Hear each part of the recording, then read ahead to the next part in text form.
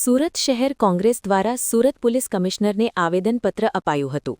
હાલમાં જ 2 દિવસ પહેલા હજીરાની એએમએનએસ કંપનીમાં એલ&ટીના કામદારો દ્વારા કરાયેલા તોફાનમાં તોડફોડ અને આગજની કરાઈ હોય, જે મામલે કોંગ્રેસ દ્વારા કામદારોની વહરે આવી છે।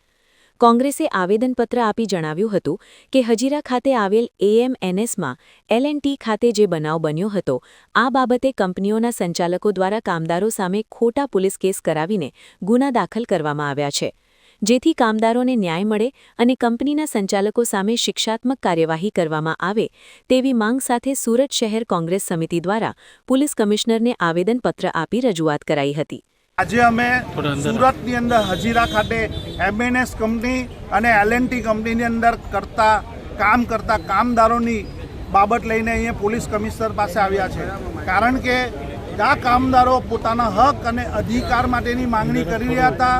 તેઓ શાંતિપૂર્વક કેટલા મહિનાથી કેટલા દિવસોથી આ બાબતસર ત્યાંના અધિકારી અને કંપની સાથે ચર્ચા કરી રહ્યા હતા, પણ આ અધિકારીઓએ તેમની માંગણી નહીં માંગતા જ્યારે તમામ ત્યાંના કામદારો મજૂરો એક થયા અને એક થઈને જ્યારે માંગણી કરતા હતા, ત્યારે ત્યાંના અધિકારી કંપનીના અધિકારી અને માલિકોએ આ કામદારો સાથે ઉશ્કેરણીજનક વર્તન કર્યું અને આ ઘટના ઘટી।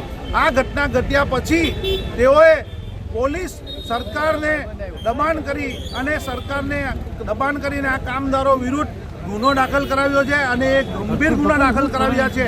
એ લોકો પોલીસ રાજ કરાવવા માંગે છે, ગુલામી રાજ કરાવવા માંગે છે।